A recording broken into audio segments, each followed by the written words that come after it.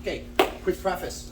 This week is bottom mount. So I've been playing, they get to the mount position, what do we do? Monday, today, we're gonna cover basically our UPA defenses and some of the variations off it. And that'll allow us on Wednesday and Friday to get deeper into some of our other defenses, okay? Reframing the leg, maybe even going to do a deep half, double underhooks. So let's start with the first one. Player is going to start from side control, so that even though this is my rep, he gets a chance to lift up my elbow, go to the mount position. Now, see how the way that we're doing this to begin with, he's already naturally, because he gave up an underhook, as soon as he goes to mount, I don't want to let him settle in and get both arms above my head, so I'm going to use his underhook. I'm going to chicken wing and trap it, okay? We can grab the belt, sometimes your hand's going to come underneath. I need to take this out because I'm going to base. Now, I'm going to do what? Step over his foot. I'm going to keep my heel to the outside and as close to my hips as possible. The number one mistake I see here, guys, from little kids to adults, is now that I've trapped the arm and the leg, is they just try to roll. His knee's in contact with the ground. I don't want that, so what do I got to do first? UPA, I need to get my hips up. So all I'm gonna do is kill an arm, kill the foot, bridge, roll, and I don't wanna go down here in some of these guards, so now what am I doing?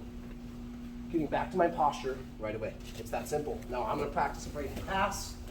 I'm gonna use the underhook to come up on my partner. He's immediately gonna take advantage. He's gonna trap my underhook, he's gonna trap my foot, he's gonna bridge and roll. And now he's got to get his posture.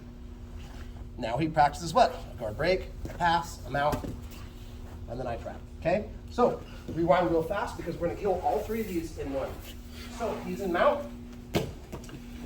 Let's talk about the position of the arm for the last minute here. If he has an underhook, I can get an overhook and trap the arm, okay? What if I have an underhook? This is my least favorite. I can collect the arm here and try and bring his elbow in. So, I have overhook method, underhook method, and the one I always like to point out, what if I bridge him and he's skydiving, his hands are way out? My underhook and my overhook are ineffective. So I'm gonna treat my hand like it's a spatula and his hand like it's a burger. So since these are ineffective, I'm here, I'm gonna take it, I'm gonna bust it up and bring it over my head. Now I'm gonna bridge and roll and get my posture. So one last time on the burger flip. His hands are way out, he's skydiving. Overhook, underhook are ineffective, so I'm gonna trap the leg, bring it up and over. Get my posture, right? Let's practice this. Since we're killing all three, we're gonna do this for 6 minutes, okay? Player on top, do all three, and then player on bottom, do all three. Make sense? Overhook, underhook, and the burger flip. 1, 2, 3. All right, technique part 2, take all the mystery out of it. We're gonna do the exact same thing, but as soon as they feed their first hand into the collar, they're allowing me to trap their arm a little bit more efficiently. I don't gotta hunt it down with overhooks, underhooks, or go way above my head to flip the burger. So, although we don't want them to start feeding collar, we need to have the what if they feed that collar, okay? So now, Nehemiah's just gonna go ahead and start them out. And he gets to choose whichever hands that he feel like he'd sink first. Boom, right here. I don't wait till they get 2 hands around my neck to start to counter. By then I'm probably gonna get choked. So as soon as they put this hand in, there's a few ways that we can do this, okay? One of the easiest ways is to go, whatever side the grip is on, I'm gonna onside grip. We like to number our grips here, right? So 1, I'm gonna grab his hand. I'm gonna start to pull him into the grip. Now there's a couple different postures we can do with this hand. I will give you guys the fielder's choice today. You can do it, but I'd like for you to play around with a couple of them to see which ones you like. There's a 2 grip right outside the elbow. Boom. I can also reach up to the shoulder. Boom. Sometimes people have shorter arms and I might have longer arms. I can come up and get the B grip right here on their back. As long as I can control their posture and hook this in where they cannot free their hand in post. Now everything else is the same. I'm trapping the foot. Do I just roll here? No. Why? He's got a base, but as soon as I connect his arm, bridge, now his knee's off the mat. Now I can roll, but when I come up, I have to realize they're still gonna have a collar grip. Aren't there a lot of collar chokes they can do from the bottom? So what's the last part of this gonna be, anybody guess? Break the grip.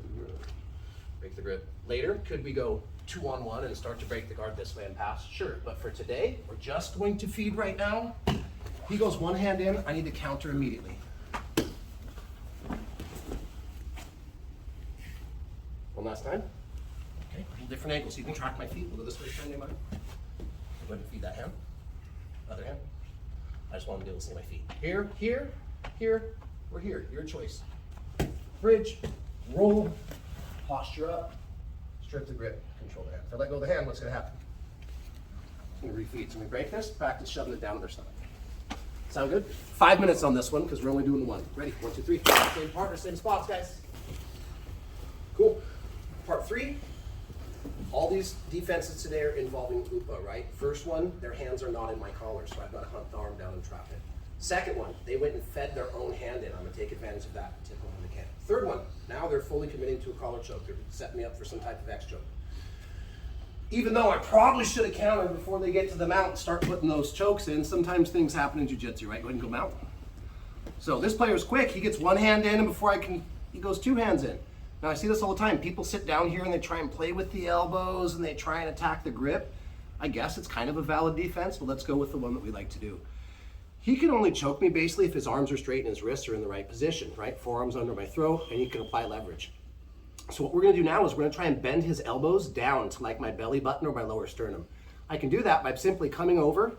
I like to put my hands over my elbows, and I'm gonna try to crush his elbows down and pin into my chest. So even though he still retains his two collar grips, I am now in control of his arms. I'm hugging them tight so that when I decide to oop him one way or another, he can't uncommit his hand and post it. It's that simple. And if he's got two hands in, that means I can take him this way, or I can take him this way. So top player feeds two hands in. I'm gonna come around, put a bend in his arm, trap his foot, and do the same thing. Bridge and roll. Now the only thing different here is he can still finish this X choke from the bottom, right? So if I just stay here, he's gonna adjust.